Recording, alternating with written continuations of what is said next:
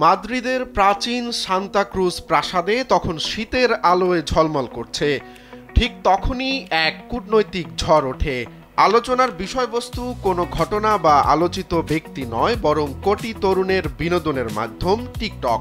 Xi Jinping অ্যাপটির পক্ষে ত্রাতা হয়ে হাজির হলেও তাতে বাদ সেধেছেন মার্কিন প্রেসিডেন্ট ডোনাল্ড ট্রাম্প।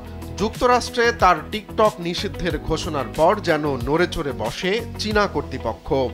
রোববার থেকে শুরু হতে যাওয়া যুক্তরাষ্ট্র চীন সম্ভাব্য বাণিজ্য বৈঠকে কেবল যে আমদানি শুল্কের হিসেব করা হবে তা নয়, সোনামণিকে নিয়ে আমি থাকি চিন্তামুক্ত, কারণ আমি ব্যবহার করি এসএমসি স্মাইল বেবি ডায়পার।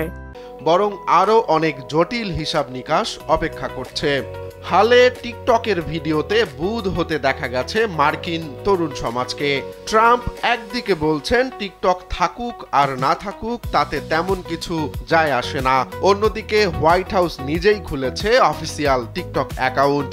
তাই সবকিছু ছাপিয়ে প্রশ্ন উঠেছে, 17 কোটি মার্কিন ব্যবহারকারীর এই ডিজিটাল প্ল্যাটফর্মটি কি মার্কিন চীন রাজনৈতিক দর কষাকষির শিকার হয়ে অন্ধকারে হারিয়ে যাবে, নাকি চীনা উপপ্রধানমন্ত্রী হে লিফেং আর মার্কিন অর্থমন্ত্রী স্কট বেসেন্টের আলোচনায় খুঁজে পাবে নতুন আলো।